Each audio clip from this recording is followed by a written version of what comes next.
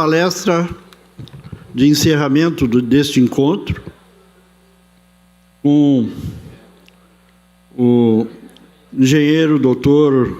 Bujar Morava, Assessment of Wind-Induced Responsible of Tall Building Using Wind Tunnel Testing Best Practice Challenges and Lessons Learned. Engenheiro, Senior Technical Director, Principal RWDI, Mountaineer Gulf, Ontário, Canadá. PhD, grande profissional com muita experiência internacional em prédios de grandes alturas e vai nos brindar com essa palestra final. Por favor, Mr. Please.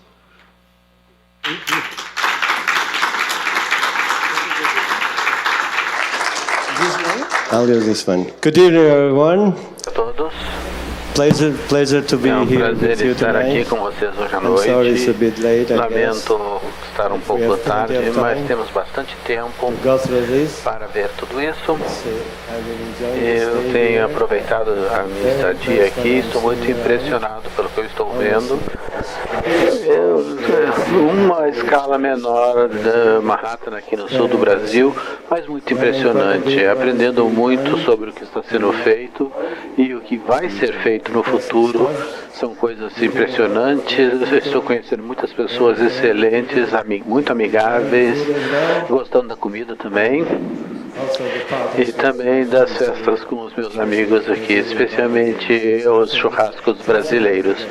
Então, realmente muito gostoso estar aqui. A palestra de hoje é uma visão geral de como nós usamos testes de túnel de vento para avaliar corretamente as respostas de esforço causadas pelo vento.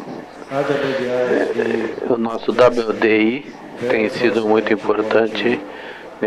Temos trabalhado em projetos de grande porte, pequeno porte, em todo o mundo e aprendemos bastante sobre isso. E só para dar a vocês um pouco de ideia de como o RWDI chegou aonde estamos hoje, o segredo é enfrentar o desafio e vamos lá. E acabar o primeiro desafio, passa para o próximo, não para. Eu espero que o objetivo dessa apresentação hoje seja dar para vocês uma visão geral, dentro do possível, em uma hora, em termos do que é o uso da metodologia mais avançada para endereçar alguns problemas causados nos projetos pela influência do vento. Então, já estamos atrasados, mas não vamos então enrolar mais para começar a apresentar. Deixe-me apresentar uma coisa para vocês rapidamente sobre a RWDI. Nós somos conhecidos como empresa de engenharia de vento. Fizemos trabalho em todo o mundo, mas recentemente o nosso foco está muito mais amplo, muito mais largo. Estamos nos identificando como sendo engenheiros de clima e desempenho. Trata-se de conseguir o desempenho desejado e depois conectar isso com o cliente, porque todos os ambientes construídos de uma maneira ou de outra são interconectados com o que está acontecendo à sua volta. Pode ser o vento, pode ser neve, pode ser enchentes, pode ser qualquer coisa. Então isso é a nova direção na qual estamos indo, mas o que nós fazemos um pouco diferente do que os outros fazem é uma abordagem muito holística, com um grande espectro de serviços para cuidar dos desafios que enfrentamos com o cliente em todo o mundo. E nós acumulamos experiência suficiente através de muita pesquisa e desenvolvimento dentro da nossa empresa para entender a melhor maneira possível de como o clima e o ambiente construído interagem entre si. E o nosso foco está numa solução centrada no ser humano. No final, a ideia é aumentar os benefícios e deixar as nossas vidas tão agradáveis quanto possível e evitar que o problema enfrente questões muito mais sérias. Como podemos endereçar todos os desafios que nos estão impactando nossas vidas, nosso desempenho, a validade dos nossos projetos.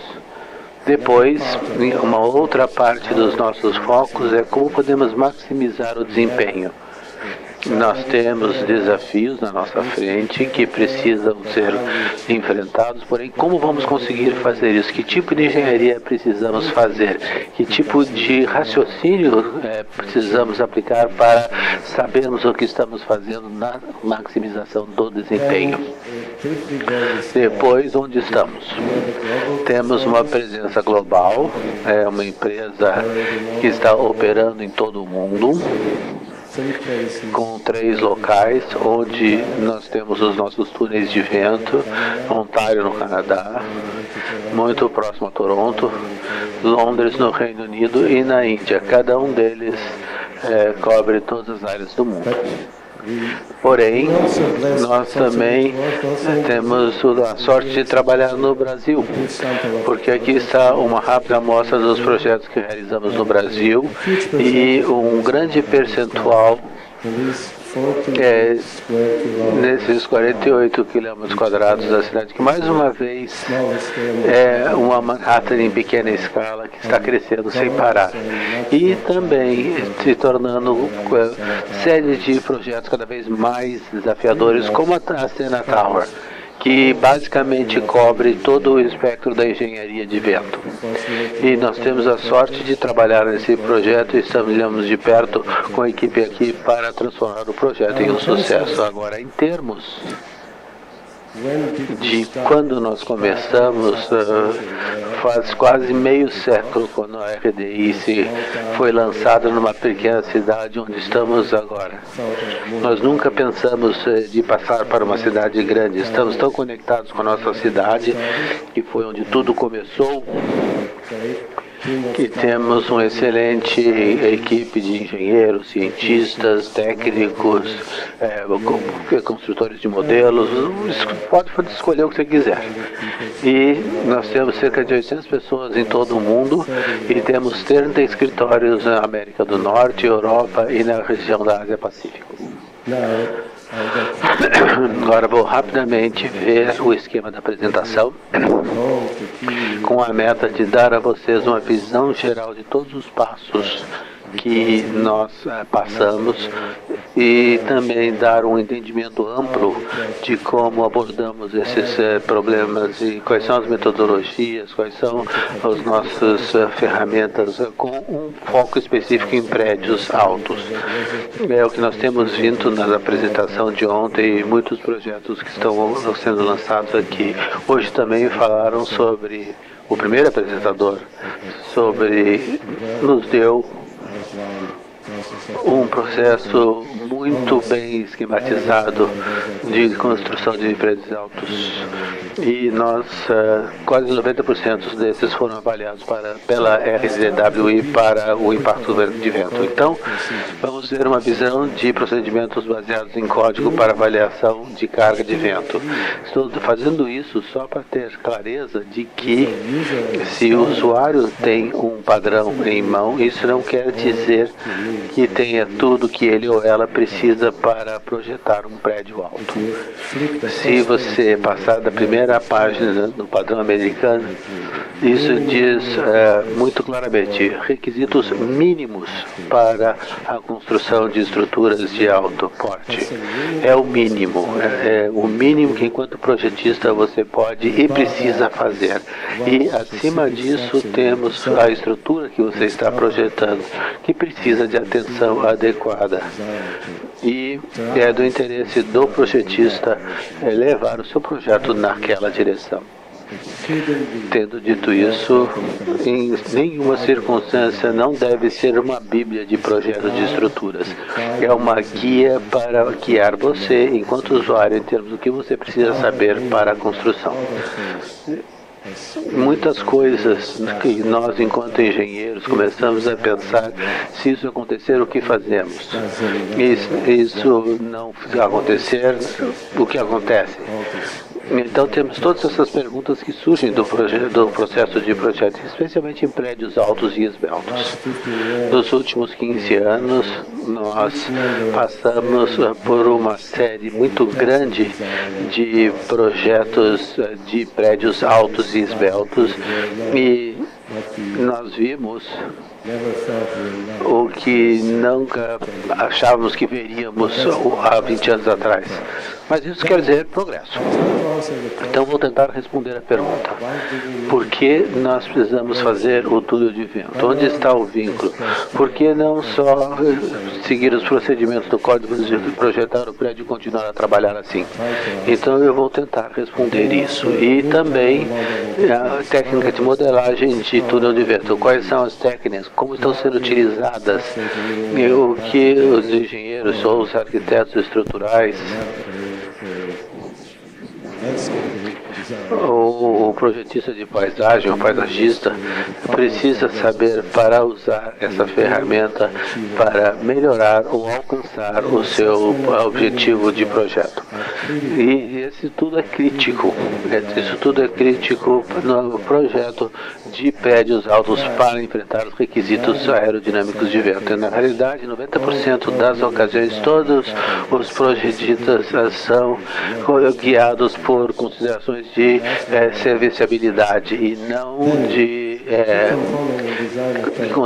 construibilidade. Então, um componente-chave é a otimização do formato. Depende muito disso. Quanto mais nós focamos no aspecto do projeto da estrutura, mais o desenho vai ser econômico e mais seguro. E também salvamos o planeta ao fazer esse tipo, usando essas referências. Então, as nossas metodologias agora estão, quando usamos uma abordagem holística, estão buscando quantos metros cúbicos de concreto podemos economizar na estrutura e também conseguimos a redução da pegada de carbono, especialmente no tipo de projeto que estão fazendo. Então, vou passar para o sistema suplementar de dumping. Nos últimos 10, 15 anos, nós temos visto uma tendência com uma curva bastante acentuada que está tratando dessas questões de construção para prédios altos e esbeltos. Então, antes de entrar em um pouco mais de profundidade sobre como esse sistema funciona, estou mostrando aqui alguns padrões dos mais avançados e mais reconhecidos. Se você ver o que está neles, o que eles têm de estrutura, fundamentalmente estão seguindo a mesma lógica, porém cada um deles tem seus aspectos específicos e, enquanto usuário, você precisa estar ciente disso. E o mais importante nesse caso é o tempo médio da velocidade média do vento. O que nós vemos aqui, os padrões, a C716 usa sopros de 30 segundos. O código canadense, que é reconhecido como sendo um dos mais antigos e mais avançados em toda a engenharia, é um novo campo que começou aí no Canadá. Usamos a média da velocidade horária. E se examinamos o código europeu, eles usam 10 minutos de média para avaliação da velocidade do vento. Então, estamos lidando com 3 definições diferentes. E amarrado a isso, nós temos toda a pressão dos coeficientes de pressão que se alimentam nesse caso. É melhor tomar cuidado quando você começa a usar metodologia, escolher umas coisas de uma e outras coisas de outras. Isso não é uma boa ideia. Eu acredito que vocês já devem ter visto isso e já devem ter chegado a essa mesma conclusão. Aqui nós temos uma simulação inicial do RDWI que apresenta que o que está acontecendo. Não vemos o vento, como o vento chega no prédio da volta, não conseguimos ver. Isso é só para ajudar do ponto de vista visual. Então o que estamos vendo aqui, nós temos o vento vindo da parte superior direita, nós temos muita turbulência acumulada e chega no prédio, o fluxo se separa para cada lado e começa a criar sucção, de modo que o que é chave em todo esse processo é que toda turbulência que está oscilando em termos de massas de ar que estão balançando o prédio, ou girando o prédio, estão gerando respostas, reações. Mas isso acontece a mesma coisa em termos da pressão. Então, tão simples quanto você pode ver as coisas num procedimento com uma série de coeficientes, na realidade, algumas coisas mais estranhas estão acontecendo aqui. E uma das coisas mais importantes que precisa ser entendida corretamente é se a simulação que estamos fazendo no túnel de vento está chegando perto ao que a Mãe Natureza faz com o nosso ambiente. Nós progredimos, melhoramos, tentamos alcançar o melhor possível, porém o processo continua com limitações. E a ideia é que temos que estar cientes disso e de que em todo esse processo temos que estar cientes das limitações, das premissas e suposições que estamos fazendo, e com base na informação que você tira daqui, você pode fazer algum julgamento sólido em termos de engenharia para o seu projeto. Então, como isso se apresenta no padrão americano, no estándar americano? Toda essa complexidade que nós temos no fluxo, o fluxo do vento se separa no prédio e começa a ir para um lado. Se esse prédio for flexível, o prédio vai começar a balançar. Quando começa a reagir, normalmente gera forças de inércia, mas ao mesmo tempo está se deformando sobre as forças de puxar nas forças. A interação do fluxo com o prédio já está em ação. Portanto, é sempre uma interação extremamente complexa que acontece. Quanto mais flexível o prédio, mais intensa será o nível das interações. E se vermos as equações, na realidade, se olharmos com cuidado, cada um deles é responsável por considerar um certo fenômeno que ocorre, tanto no fluxo do vento se aproximando do prédio, ou na reação ao prédio, a essa ação, e onde nós temos o início da separação do fluxo. Se o prédio for extremamente rígido, isso vai acontecer em termos de forças inerciais internas, mas a fachada, nós continuamos a ver forças flutuantes tentando empurrar e puxar. Então, quando isso fracassa, é mais complexo, porque a forma do prédio, a aerodinâmica vai mudar. E é aqui que a complexidade entra. Porém, independentemente, se examinarmos esses coeficientes, o primeiro cuida de todas as velocidades, mudanças na velocidade do vento no prédio, para saber o que vai ser a velocidade em cada nível. O segundo está abordando como é o terreno. É um terreno montanhoso, é plano, tem água na superfície, e mais especificamente está questionando se está na parte superior do morro, está na parte inferior, ou está no vale, ou está na lateral. Mas novamente isso é um fator aproximado.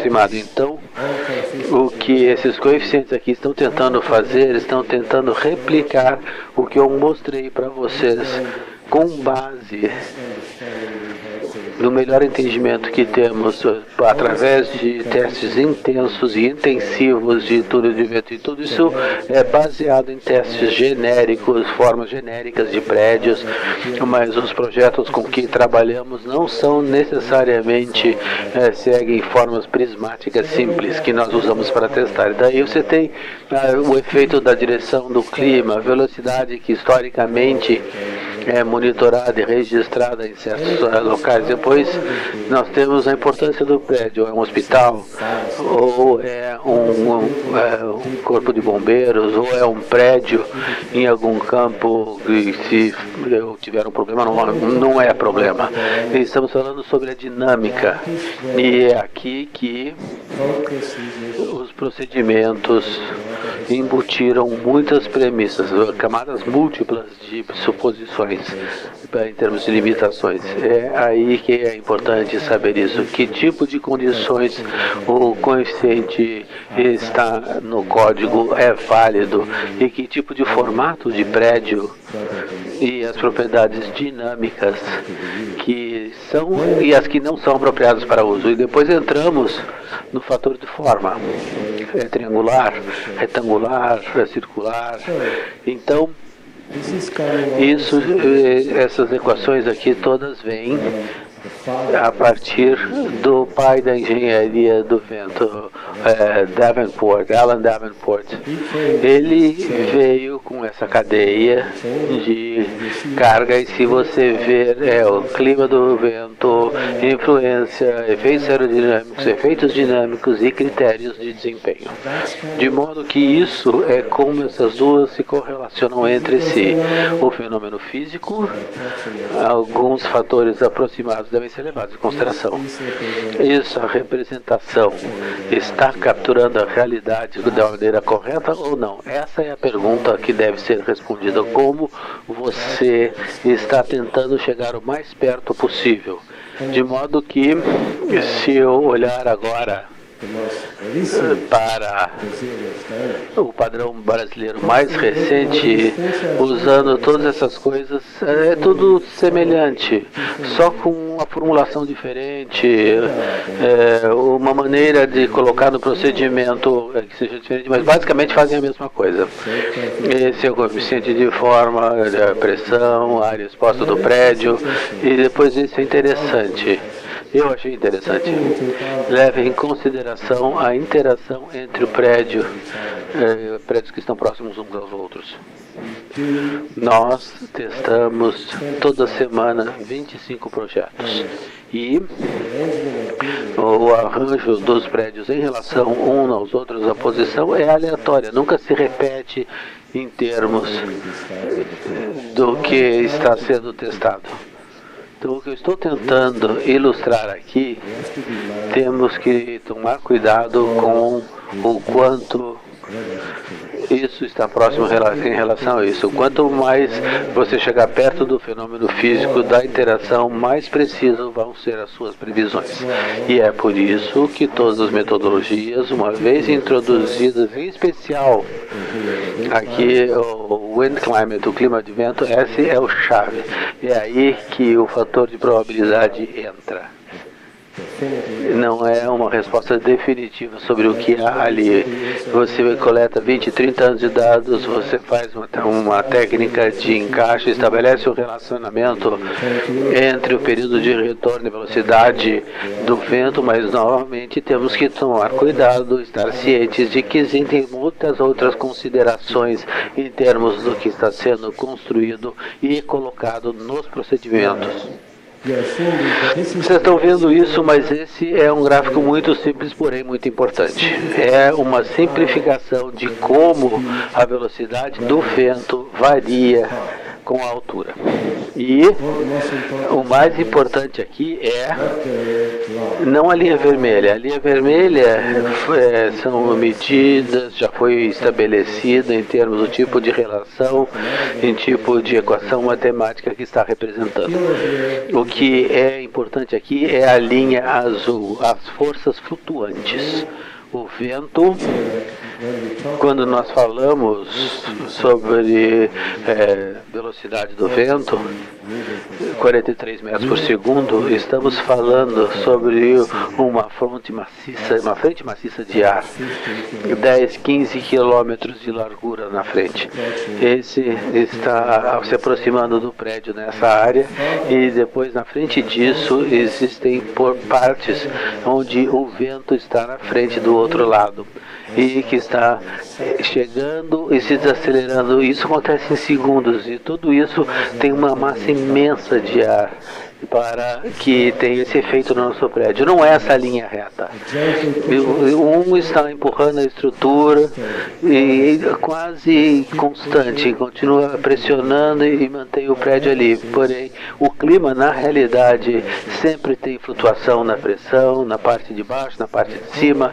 E o que vemos de importante aqui nesse gráfico é que, se você vê o tipo da largura aqui, isso vai decaindo à medida que você chega mais alto. Essa é a intensidade da turbulência, o quanto ela é intensa, em que altura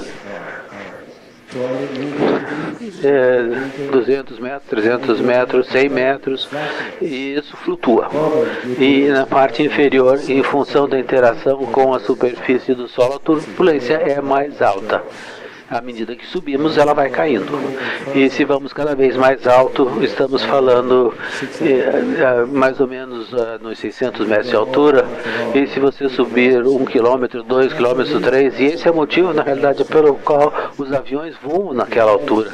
Se vocês perceberam, você decola, especialmente quando você está aterrissando. Você está abordando, nada acontece, mas quando chega perto do sol, o vento começa a vibrar a aeronave. É em função disso aqui, em função da turbulência do ar. E esse é o que é ruim para os aviões. É onde todos os controles têm que fazer a maior parte do seu trabalho. Quando eles estão lá em cima, a velocidade de cruzeiro, nada acontece, tudo calmo. É uma analogia similar em termos de o quanto é importante entender essa turbulência e as forças que oscilam, mas já vamos falar mais sobre isso. Bem, aqui nós temos outra coisa importante. Se examinarmos o seu padrão aqui, diz que o vento perpendicular nessa direção está empurrando o prédio. Na realidade, não é isso. Muita coisa está acontecendo de cada lado, e todos esses estão flutuando. Portanto, nós temos um fluxo turbulento vindo de frente que se separa e não mantém-se constante. Em algum ponto existe uma oscilação, e aí você tem uma redução à medida que você indo cada vez. Se tem muito no início, começa a torcer o prédio, e se o prédio sofre torção, vai começar a girar em cima do seu centro. Então vocês já viram o quanto isso pode ser complexo. E se você for para todas aquelas equações, aquelas que estão ali para nos ajudar a capturar as coisas, os aspectos fundamentais, mas não a parte específica do prédio A ou do prédio B, na Lumière ou a Sena Tower, é diferente.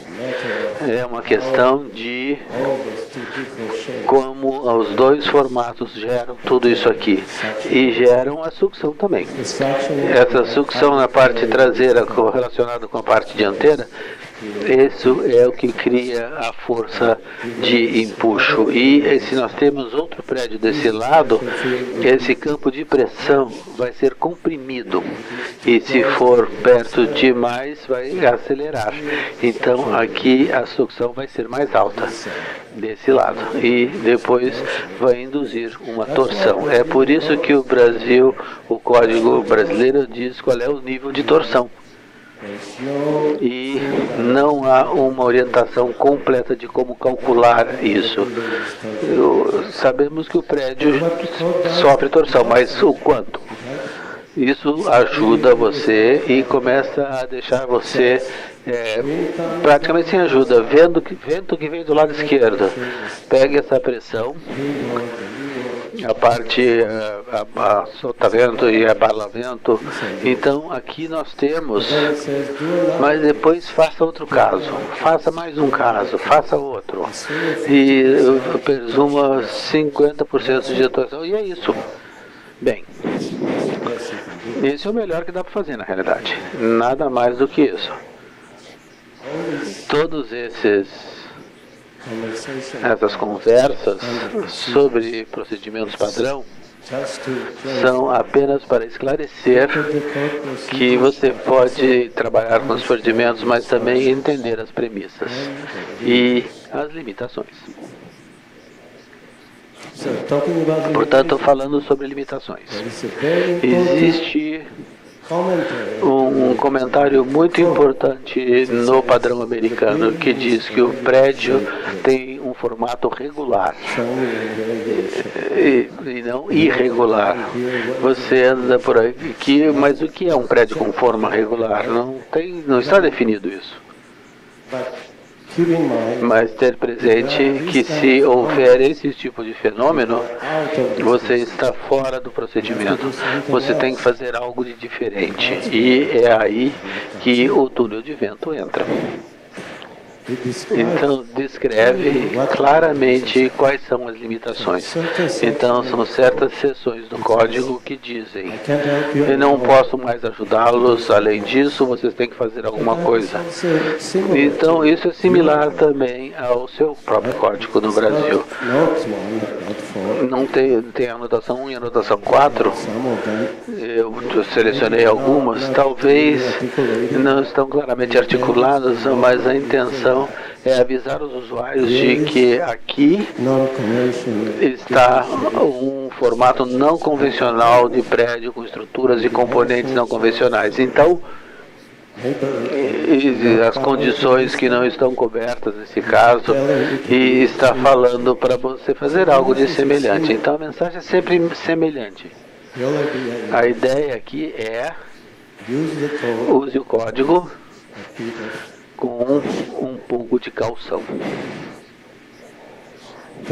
E aí, está claro no código que as forças ao longo do vento têm que ser devidamente endereçadas e consideradas. E isso está muito claro, que não ajuda você no vento cruzado. A resposta é perpendicular à direção do vento. E é isso que o código canadense deixa claro e o padrão americano também deixa claro. Então, como lidar com isso? Existem procedimentos analíticos. O Código brasileiro tem alguma orientação nesse sentido, mas está bem claro que está falando sobre efeitos dinâmicos nessa direção e não nessa. E é isso que o túnel de vento serve para ser uma ferramenta de tratar essas questões. Então, como é que acontece na realidade?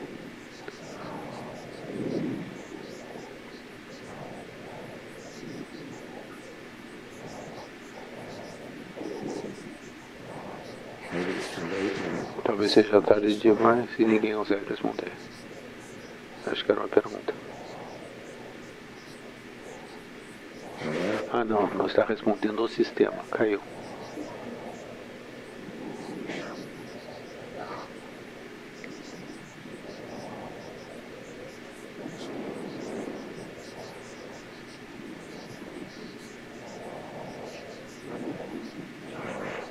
Muito bem. Peço desculpas por isso. Esse foi o motivo pelo qual eu tive que executar essa apresentação daqui.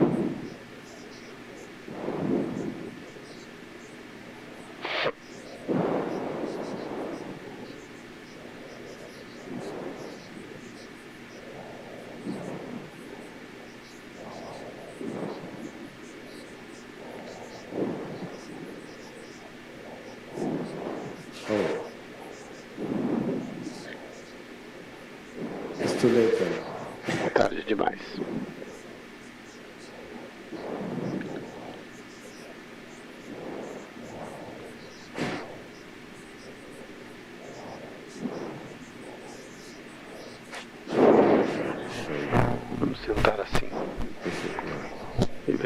funciona. Basicamente, o que está ilustrado aqui está bom. Isso talvez seja melhor dessa maneira, operando a partir do slide. São 220 metros, um prédio com 220 metros em Montreal. O que estamos tentando simular e mostrar aqui é como o prédio reagiu sobre as forças oscilantes. Essa é uma dos testes na série de tempo do túnel de vento. Então o vento vem do lado direito e depois as respostas estão na direção X. O que vocês podem ver aqui? Ops.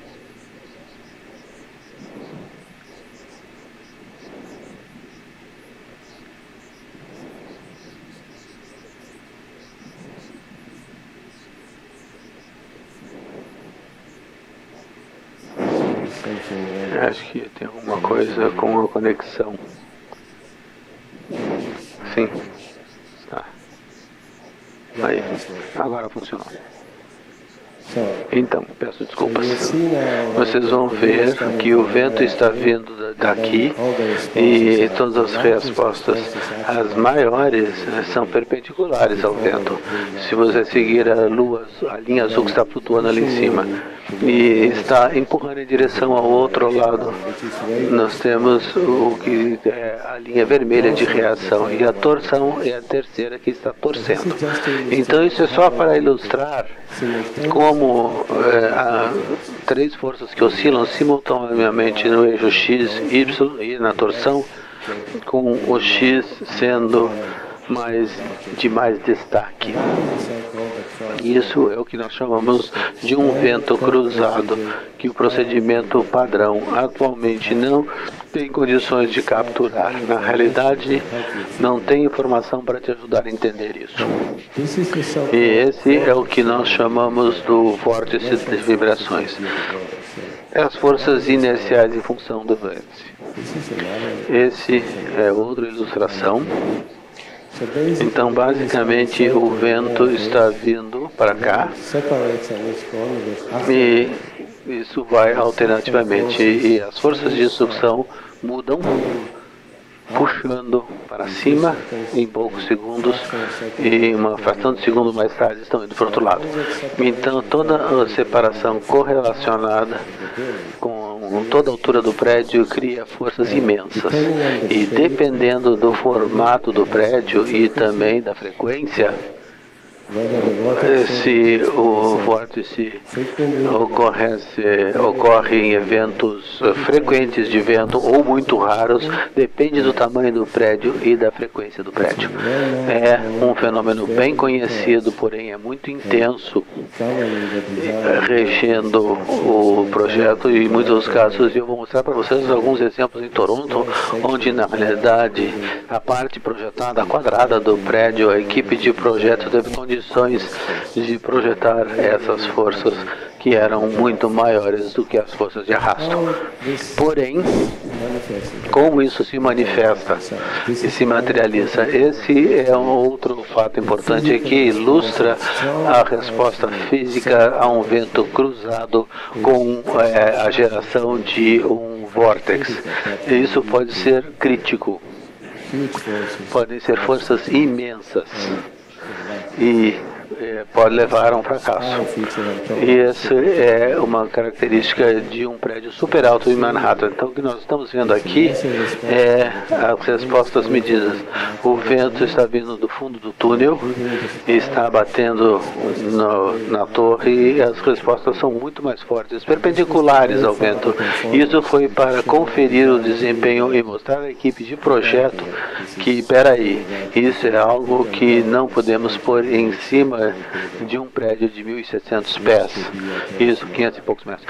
Precisamos ser endereçados de uma maneira diferente, ou o projeto deve ser levado em consideração com tudo isso. Porém, o que nós percebemos, e esse é um prédio bastante esbelto, a ideia é ver como o fato dele ser muito esbelto acelera e potencializa essas forças. Então, Isso nos levou a fazer recomendações muito fortes para a equipe de projeto para melhorar os seus projetos e percebemos que, à medida que aumentamos um pouco a velocidade do vento no túnel, o segundo modo de vibração estava sendo mais intenso, loucamente intenso, quase quebrando o nosso modelo. E essas são coisas que são reais. Isso é uma simulação onde a estrutura tem o dumping correto, tem o desenho correto, tem a parte de deformação em termos de deformação provocada por ação externa, e o túnel está vindo, o vento está vindo lá do fundo do túnel, mas a estrutura está vibrando naquilo que quase chamamos num cenário travado. O vento está constante e a estrutura não está constante. É quase um fenômeno de ressonância. E isso é um comportamento que precisa ser investigado em profundidade, ou com aumento de profundidade, ou mudar o projeto, aumentar o sistema de dumping para proteger o prédio contra o possível fracasso. E isso vem naturalmente depois de tudo isso, porque nós realizaríamos um teste de túnel de vento. Por que é necessário? A complexidade dos formatos dos prédios é a primeira coisa que impulsiona nessa direção. A segunda é se as interferências, os efeitos de interferência entre os prédios vizinhos, nós temos efeitos de suporte ou de impulso, e no padrão brasileiro tem esse coeficiente.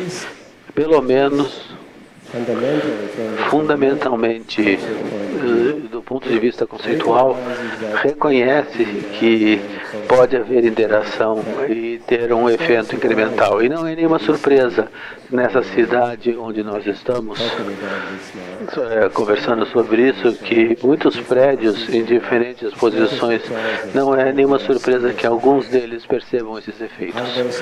Esses são fatores que são problemas, são 1 em cada 5. Está colocado ali, é 1.25, 1.3, 1.5. Não tem como descobrir isso, a não ser que faça uma simulação correta em túnel de vento. E, em terceiro lugar, a complexidade do terreno amontante. Se a velocidade do vento acelera na parte de cima do morro, você não está tendo a mesma velocidade que você teria se fosse um terreno plano. Esse é um efeito de aceleração. E a complexidade do comportamento dinâmico sob a ação do vento. Isso é algo também que sempre entra, que tem um papel importante em termos da definição de respostas. E, acima de tudo, nós temos que estar cientes de que em todos esses procedimentos que estão premissas conservadoras embutidas, porque são gerados com base em prédios genéricos, em condições genéricas, não estão replicando condições específicas do que acontece em um local específico. Por exemplo, quais são os formatos de prédio que estão em conformidade? Você tem 3 prédios aqui, me diga aqui qual deles é o que chamaríamos de um formato prismático regular. Pode dizer que daí o código poderia te ajudar com isso, mas os formatos estão cada vez mais complexos. Podemos ter coisas desse tipo. 2 torres próximas uma à outra. Na parte inferior direita nós temos 3 conjuntos de torres conectadas entre si. Isso está sendo projetado em Dubai. Então elas parecem pequenas ali, mas estão numa escala de 1 para 2.000. A mais alta tem 1.000 metros, a segunda tem 800 metros e a terceira 600 metros. E essas estão interconectadas por pontes, passarelas. Então, obviamente, o código não vai te ajudar muito, né, em determinar essa situação, mas aí os formatos ficam cada vez mais complexos. E essa é a ideia de não ter limitações, mas conhecer as que tem.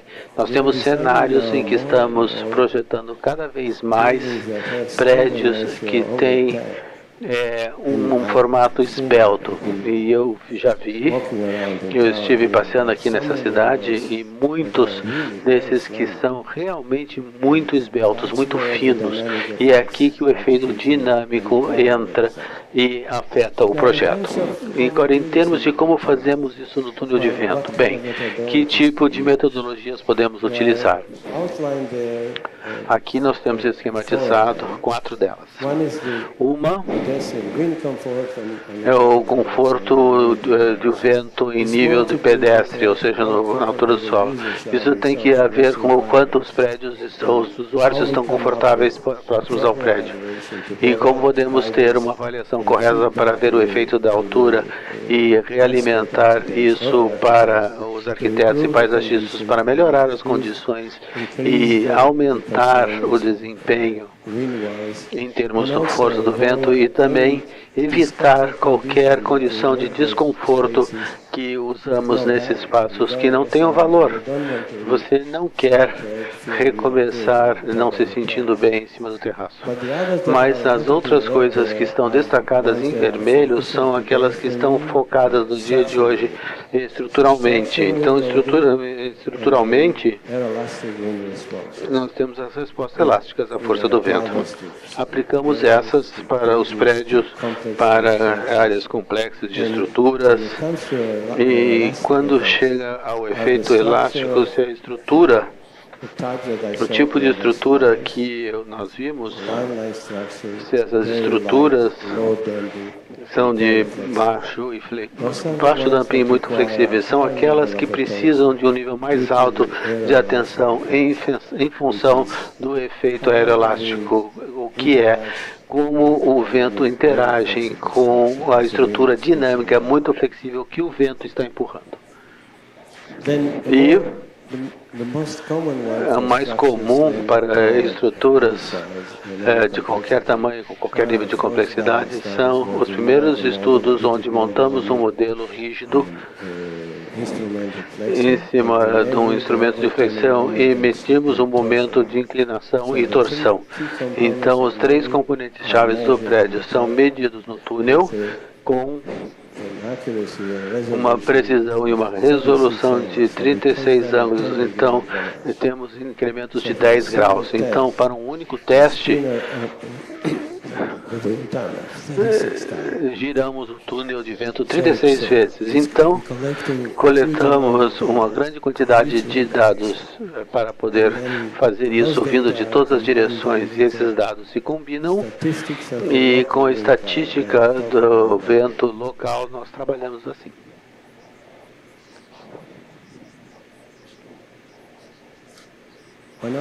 Outra técnica que nós utilizamos é a integração de pressão. Nós medimos o campo de pressão em todo o prédio, em volta do prédio, e integramos isso com as áreas correspondentes para gerar as forças em cada piso.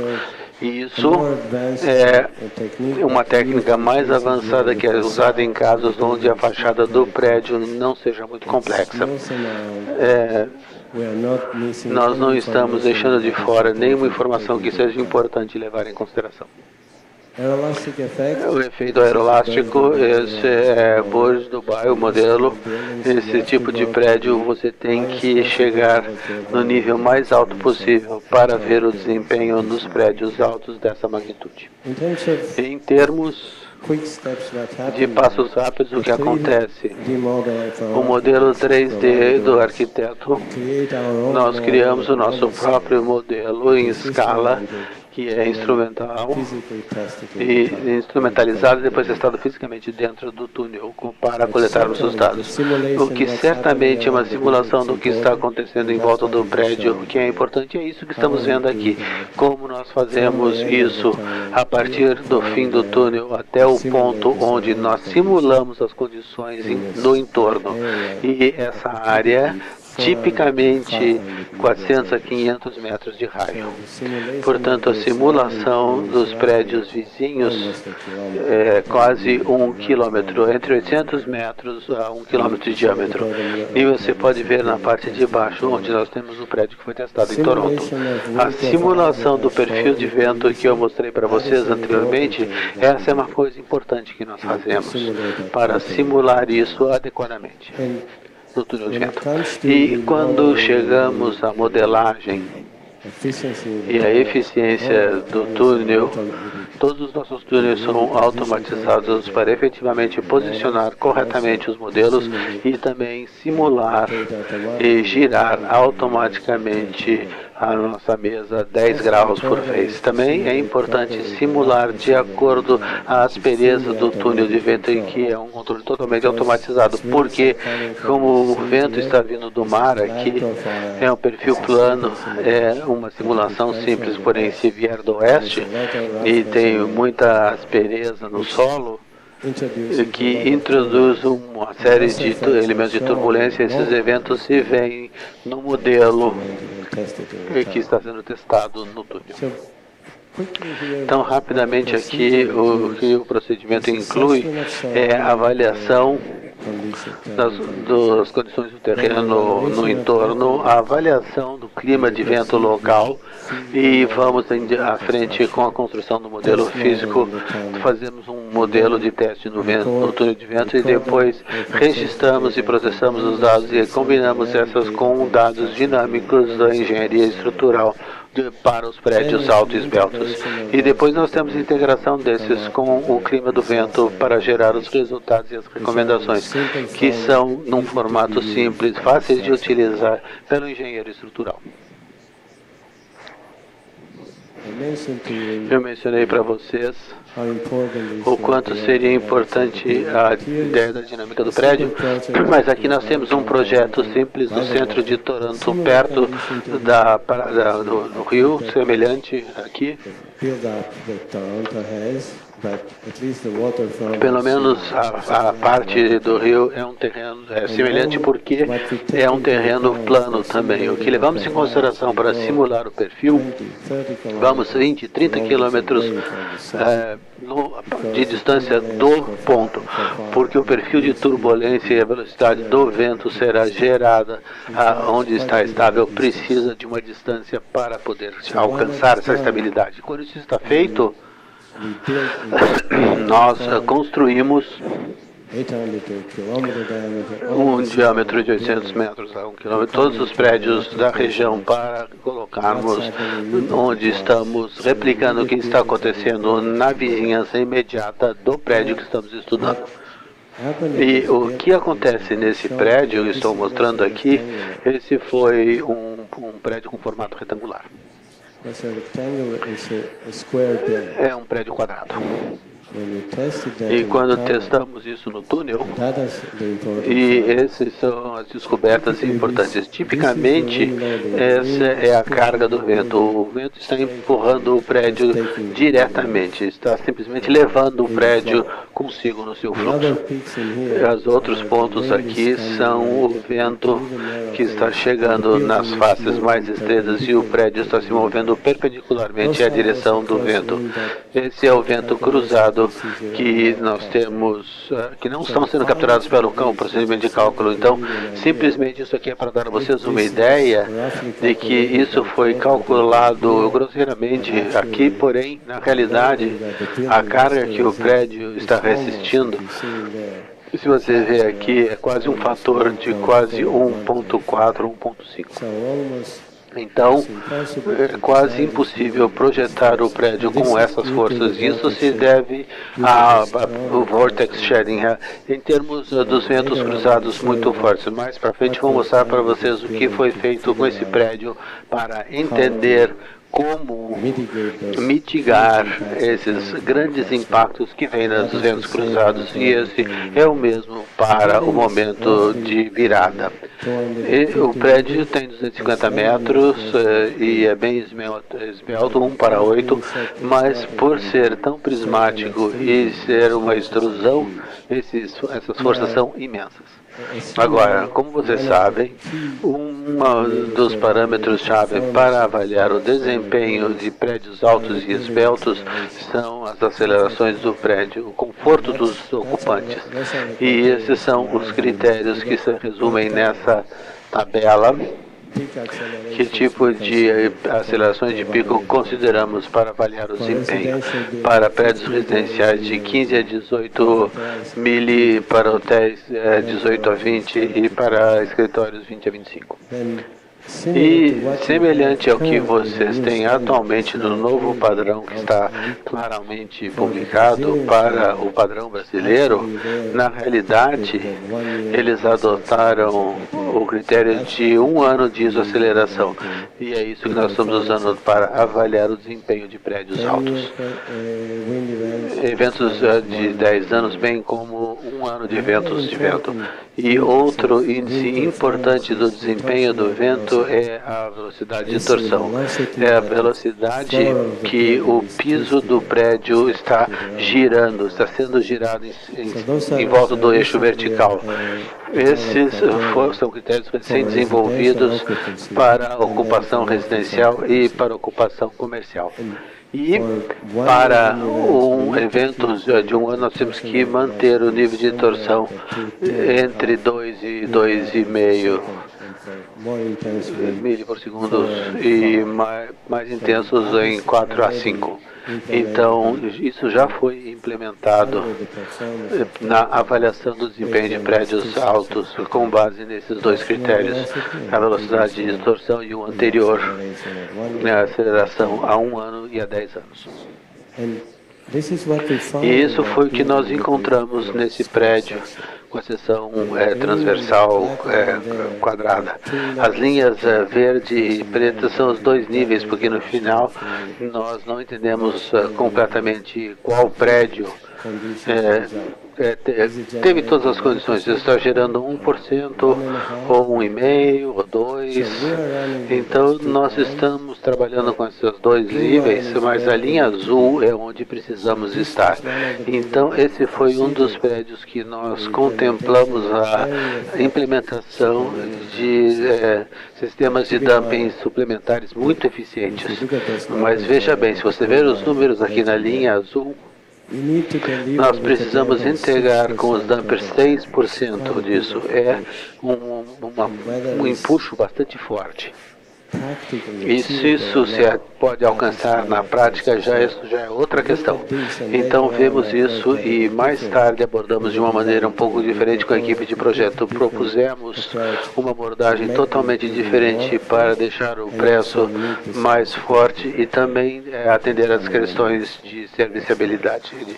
Então, resumindo simplesmente aqui, quais são os fatores chaves que têm impacto nas reações das estruturas induzidas pelo vento? São velocidade e direção do vento. Esses nós podemos pegar os dados, podemos calcular estatisticamente o modelo que vai se encaixar com os dados e podemos rodar com isso. Existe espaço aí para se usar para eficiência e otimizar a estrutura, mesmo assim temos limitações. As fronteiras são bastante bem definidas e não podemos mudar o que se reportou historicamente. O formato aerodinâmico é um que eficientemente podemos usar como ferramenta para mudar a forma, para otimizar a forma e reduzir os efeitos do vento na estrutura, tanto nas partes laterais quanto em cima. Depois a rigidez estrutural, a massa, a otimização e também o dumping. Esses são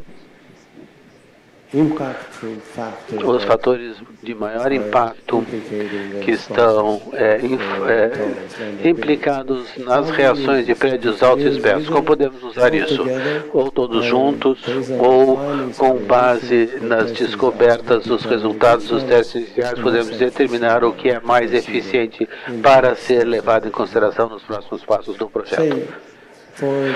Digamos, para a cidade onde estamos hoje, Nós desenvolvemos um modelo aqui com base em dados estatísticos e o que os nossos dados estão dizendo é o símbolo quadrado ali é o que o mapa do padrão brasileiro está nos dizendo.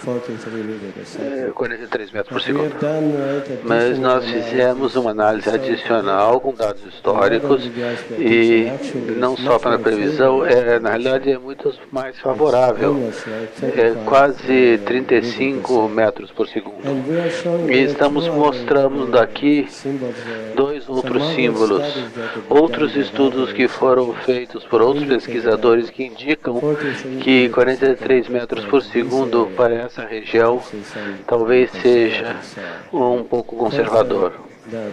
E para os benefícios de considerar o que os dados estão nos dizendo, se estão sendo acumulados há mais de 20 anos nas estações meteorológicas da região. E outra coisa importante para entender é também qual é a probabilidade da velocidade de 35 metros por segundo ocorrer. Então é muito mais prominente no sudoeste ao invés no lado leste, no lado norte e sul. Então, esses são ferramentas ou outras maneiras para que possamos otimizar o projeto. Basicamente, o que faz é controlar a demanda. Não toca na forma, claro, mas mesmo assim controla a demanda que é reduzida em termos das forças que tem que suportar.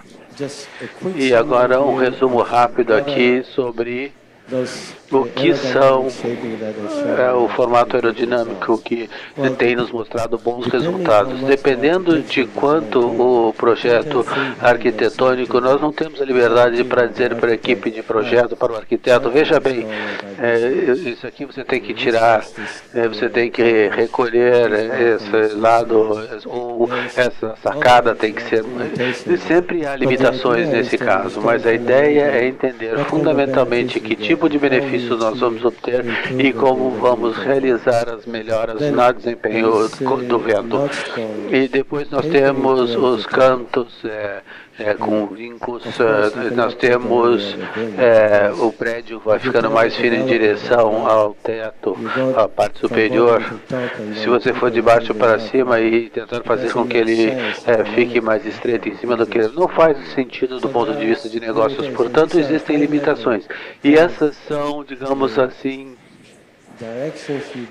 direcionamentos que você usa para criar a forma. Implementamos isso bastante em prédios super altos, giga altos, porque a demanda para os momentos de virada são imensas. Se você não fizer esse tipo de coisa, e como você sabe, Burj Dubai foi projetado dentro de um túnel de vento. Eu estava dizendo para um dos participantes aqui numa conversa, nós começamos a testar Burj Dubai no início dos anos 2000 e os testes mais recentes foram terminados em 2008. Tivemos testes de múltiplos modelos, múltiplas configurações, muitos sistemas, múltiplas sessões. Depois, no final, estamos testando também o comportamento das guindastes de construção, porque pela primeira vez você estava montando elas a 400 metros do chão. Então eram todos momentos aeroelásticos, porque é um passo crítico na construção de um prédio super ou giga alto. E você precisa ter eficiência, você precisa ter robustez nas ferramentas de construção que estão sendo utilizadas e também tem que ser construídos de maneira segura. Portanto, tipicamente, o que estamos vendo na modificação para o retorno, você pode ter até 10% de redução na carga de vento ao fazer isso, presumindo que o desenho arquitetônico possa tolerar ou aceitar a modificação. Certamente existem combinações de diferentes modificações aerodinâmicas que combinadas em conjunto podem trazer ainda mais benefícios. E o exemplo clássico é o Taipei 101. Esse é o que foi feito. O projeto inicial, você pode perceber agora, se você olhar, você vai ver que os cantos são com degraus múltiplos de um lado para o outro.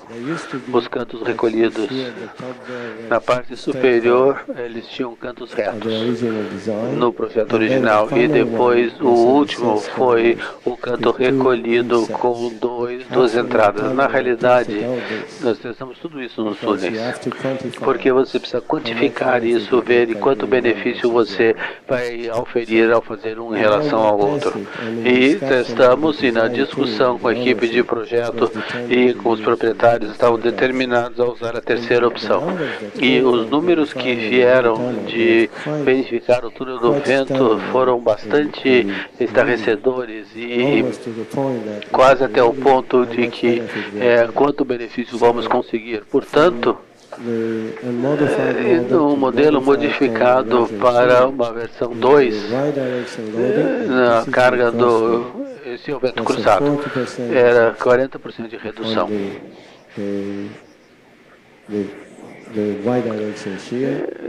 Na ação do vento e 25% na direção X. Então, muito eficiente em termos de respostas a ventos cruzados. E voltando ao prédio que eu comecei mostrando no início, foi um exercício bastante interessante. Essa é a seção quadrada do prédio. E eu mostrei para vocês forças imensas, a mensagem ficou clara, nós temos que cuidar.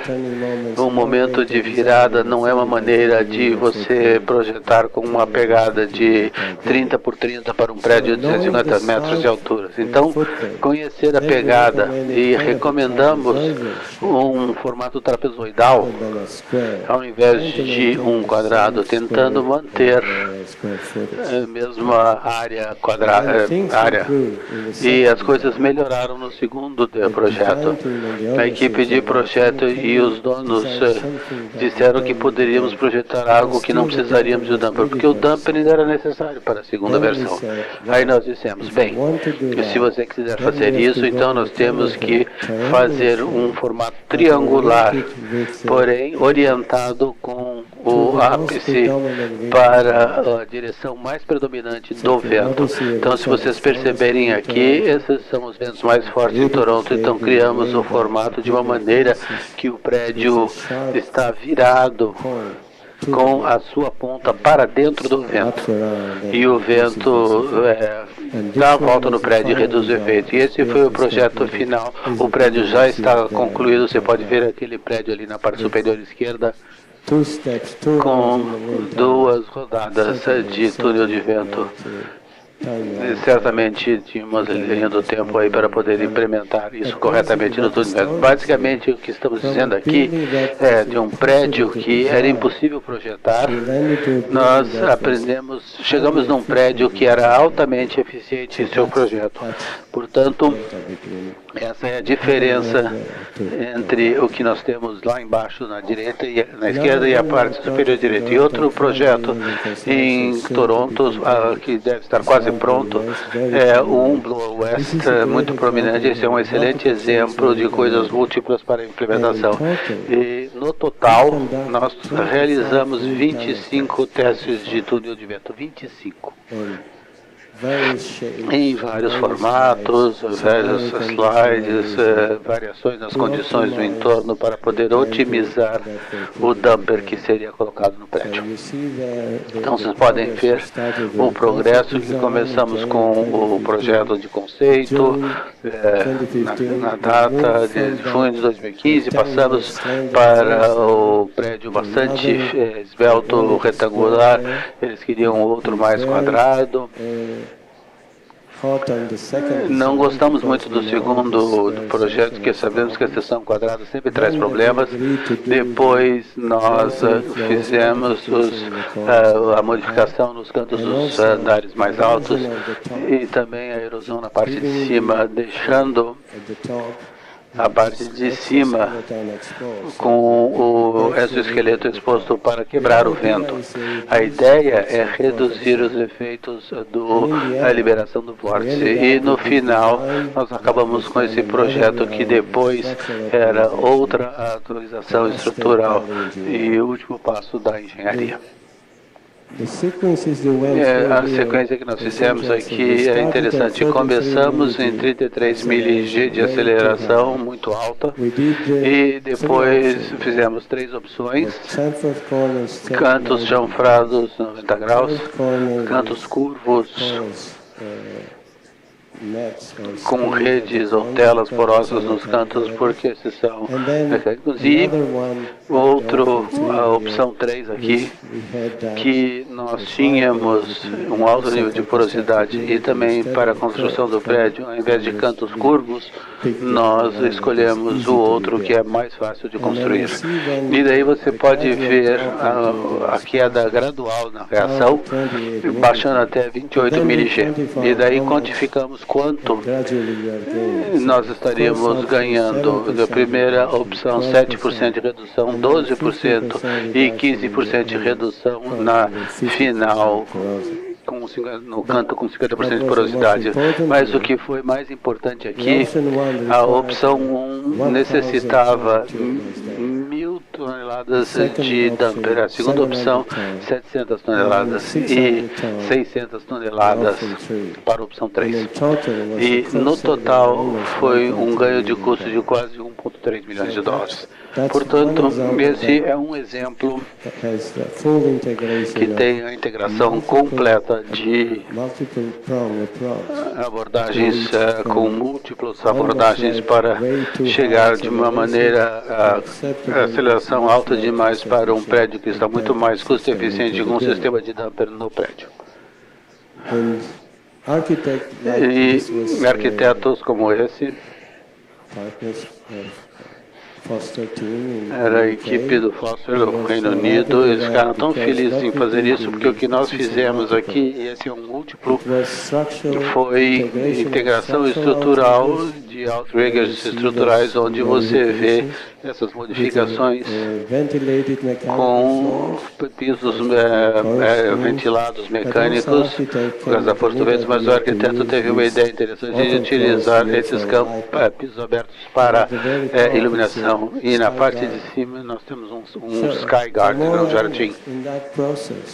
Então, a partir desse processo, o arquiteto estava muito aberto e mais envolvido e ouviu as nossas recomendações. E o proprietário também ficou feliz no final, porque ele queria algo que otimizasse o custo, e conseguimos isso também. Então, existem maneiras de trabalhar como equipe para otimizar tudo isso e gerar um prédio de alto desempenho a partir do modelo de resposta gerados pelo vento. Agora, eu vou passar para a parte mais legal, porque isso tem a ver com a implementação de sistemas de dumping.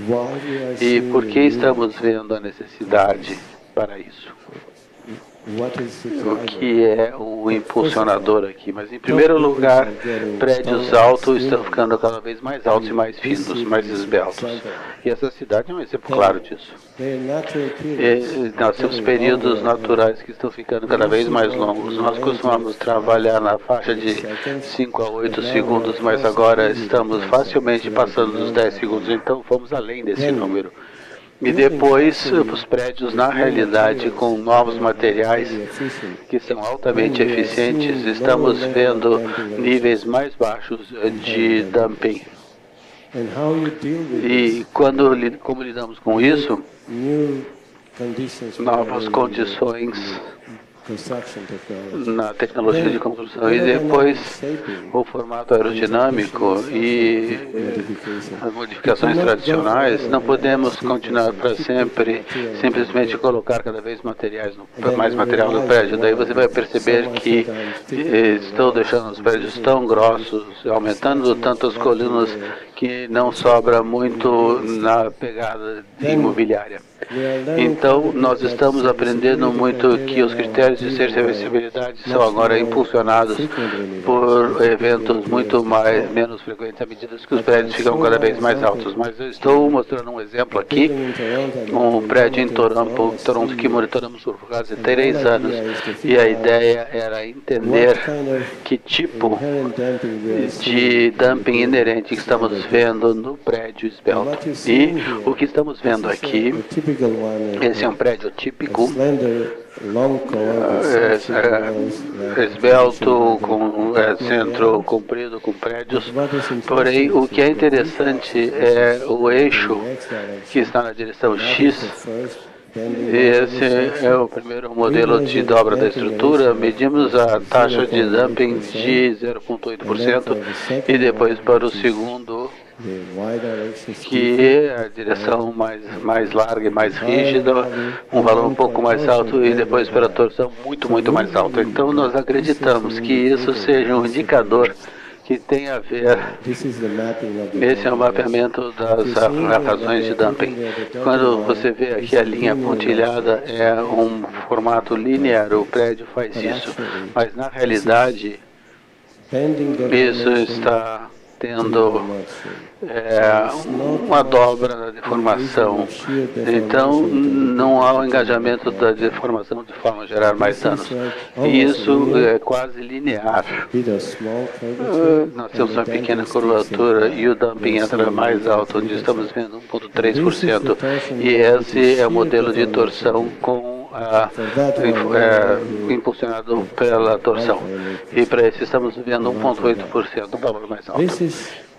Isso, na realidade, é consistente com o que estamos vendo nos prédios. Isso também é 430 Park Avenue. Então, é uma deformação de dobra muito mais intensa e é equivalente à torção de uma viga. Medimos o vento de 40 milhas por hora, 0,6% dumping. Então, nem perto do que nós, na realidade, achávamos que aconteceria na indústria de prédios altos e esbeltos. Então é importante pensar sobre como nós cuidamos desses novos entendimentos, das novas perspectivas que temos a partir das propriedades do prédio. E a resposta é por isso que estamos falando sobre sistemas de dumping, implementando eles como parte do projeto. Esse é um resumo do que nós fizemos e implementamos até agora. E isso faz parte da outra equipe dentro da RDW, que é a equipe de controle de movimentação, o pessoal do dumping. Então, os Estados Unidos são 486, 30 na Europa, 32 no Oriente Médio e 88 na Ásia Pacífico. Está se tornando cada vez mais uma tendência e para as equipes de projetos, desenvolvedores e proprietários estão cada vez mais conscientes dessas tecnologias e estão implementando com sucesso e validando isso. De modo que um grande exemplo disso é Manhattan. Então, esse é uma imagem tirada do Grand Park e vocês podem ver do lado da esquerda para a direita, essa é a Avenida 57, a 2 quadras do parque. Isso é só a captura de todos os sistemas de dumping que estão sendo implementados nesses prédios. Eles estão em operação já há anos. Nós continuamos coletando dados e verificando que o desempenho dos dumpers estão atendendo aquilo que foi fornecido no estágio de projeto. Além disso, esses dados estão nos ajudando a entender o que tipo de melhorias precisamos fazer na nossa metodologia. Então, esse é um resumo do que está acontecendo aqui. Exponencialmente, voltando em 2006, nós só tínhamos 4 dumpers em Manhattan e agora nós temos 36. E mais estão vindo. Os mais típicos que estamos fazendo, e isso traz alguns exemplos disso, isso é um dumper com ganho de espaço de 500 toneladas. E esse é um típico que nós utilizamos. O pêndulo, nós temos o dumper lá direito. Isso nos permite encaixar esses aparelhos dentro de uma altura de 16 a 18 pés de piso. E aquele lá também ganha tempo. Mas esses estão na faixa de 400 a 600 a 800 toneladas, dependendo da demanda para redução de forças. E eu tenho certeza que vocês estão cientes do que vocês viram na internet. E isso é um projeto bem sucedido. Voltando a 20 anos atrás, isso também é um que nós monitoramos bem de perto. E o que nós temos é o vídeo que foi feito depois de um tufão em Taipei, e a bola dourada se movimentou quase 1 a 2 metros. Foi um tufão muito forte, mas os resultados foram levados em consideração para o processo de projeto. E o que é mais único em termos de configuração desses dumpers são aqueles que estão no 432 Park Avenue. São 12.200 toneladas, 600 em cada lado. Portanto, essa é a configuração desse dumper, que é bastante única. Toda a ideia é ver o período baixo do prédio. Então, essa é a simulação que nós fazemos no estágio de projeto para entender como as peças interconectadas interagem entre si. E tenho presente que esse é um vento muito forte em Manhattan, alguma coisa na faixa de 700 anos. Então, precisamos saber como tudo interage para saber que não há interferências no que foi articulado, mas esse é no estágio de projeto. À medida que estávamos precomissionando o dumper, e foi um evento de modelagem do prédio, foi um evento, muitas pessoas visitaram ele naquela época, e no final da tarde os ventos vindo do leste estavam impactando no prédio, e era um vento cruzado que causava um vórtice. Você pode o dumper tendo a sua reação nessas condições. Então, o que é importante vocês verem aqui, as pessoas não estão preocupadas com relação ao prédio em movimento, porque isso é controlado pelo dumper, mas o dumper está se movimentando bastante.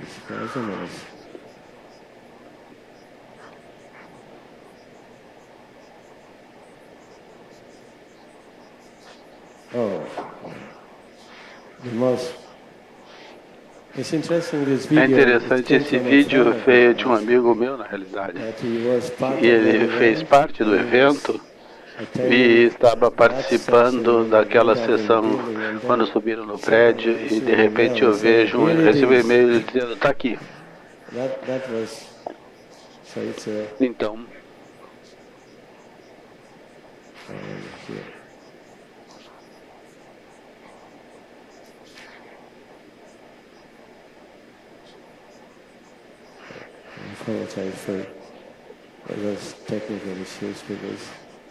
peço desculpas pelas questões técnicas.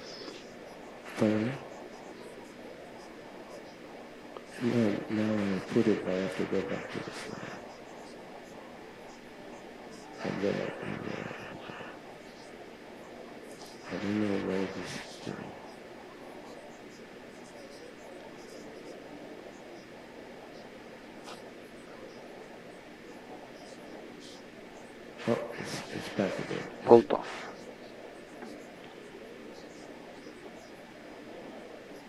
Ups.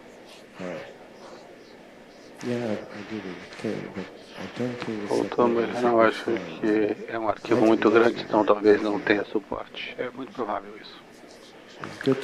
É bom ver o Big Dumper em ação.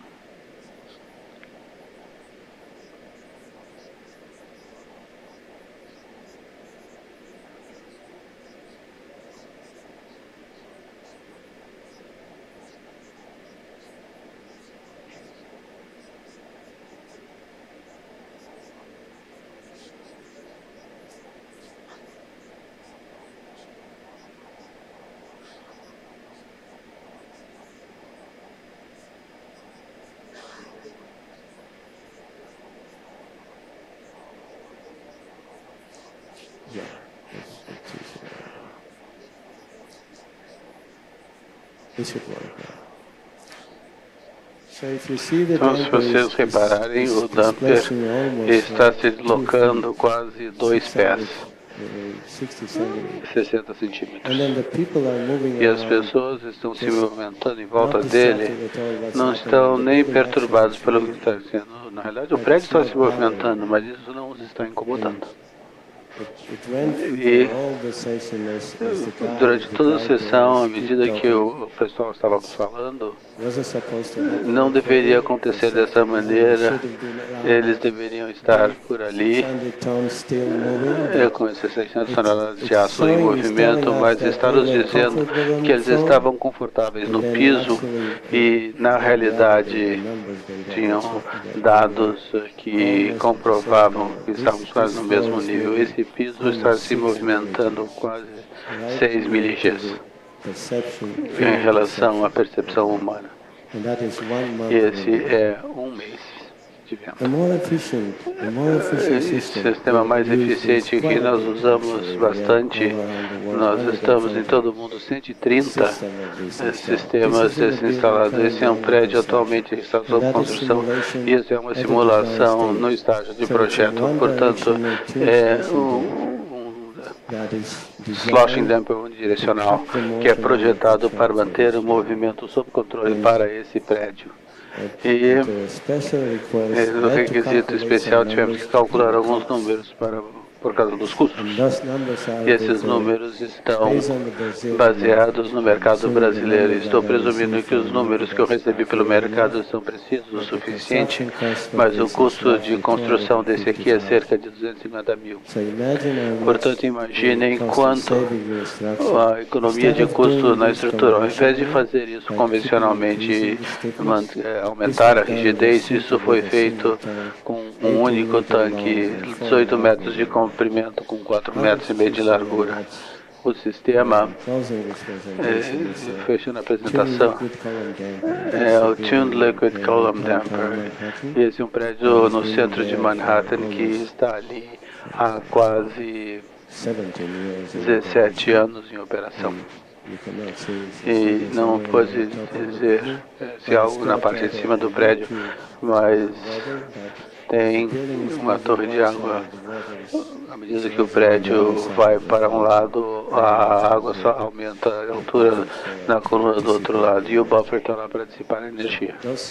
Então, esses são os sistemas que tipicamente são utilizados para melhorar e manter a movimentação do prédio sob controle, tecnologia segura e eficiente. E nós coletamos uma grande quantidade de dados. Nós continuamos monitorando isso para melhorar a metodologia, mas também como parte da nossa entrega desses sistemas, como parte que nós nos comprometemos a comprovar com o desempenho dos dumpers de acordo com a construção. Esses sistemas são totalmente projetados seguindo o desempenho com as metodologias. Muito obrigado por sua paciência e eu espero que eu não tenha pressionado demais, o que é agora quase meia-noite. Nós engenheiros estamos acostumados a virar à noite, então é isso que nós fazemos.